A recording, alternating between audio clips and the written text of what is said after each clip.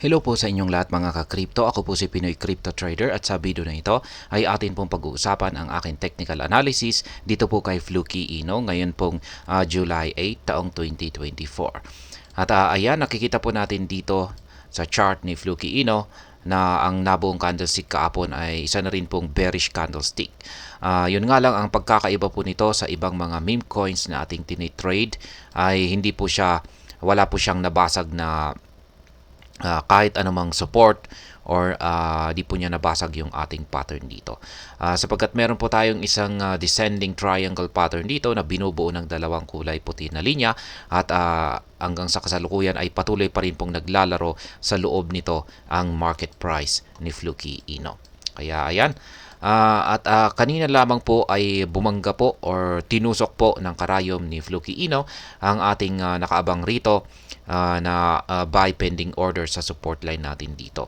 Kaya ayan, nakabili po ako rito kanina at ang gagawin po natin ngayon ay magsiset po tayo agad ng isang take profit dito sa resistance line, minor resistance line na 30 digits 15052. At ayan, yung ating mga indicators naman po rito kay Fluky Ino ay bearish na bearish pa rin po yung signal natin dito. Yung ating Hazard indicator ay ayan, malusog pa rin po ang kanyang pangangatawan na nagsasabing bearish na bearish ang kalagayan ni Fluky Ino. At ganun din po yung ating mga QQE bars dito sa ating QQE mode indicator na lumalaki yung mga sukat nito. Kaya ibig pong sabihin ay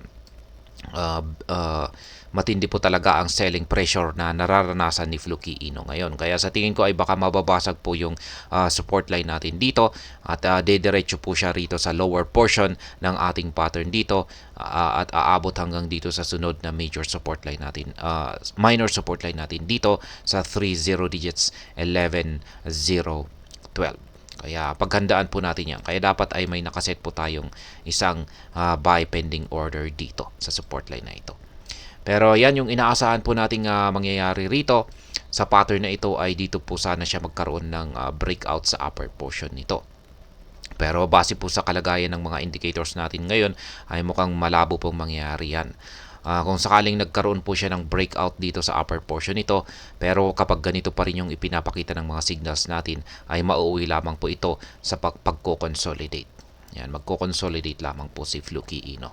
Pero ayan, mas mataas po ang posibilidad na magpapatuloy po sa pagbagsak ang market price ni Fluky Ino sa mga paparating na araw. At sa tingin ko ay magko-consolidate po siya. Habang bumabagsak ay magko-consolidate po siya or maglalaro dito sa loob ng ating descending triangle pattern na ito.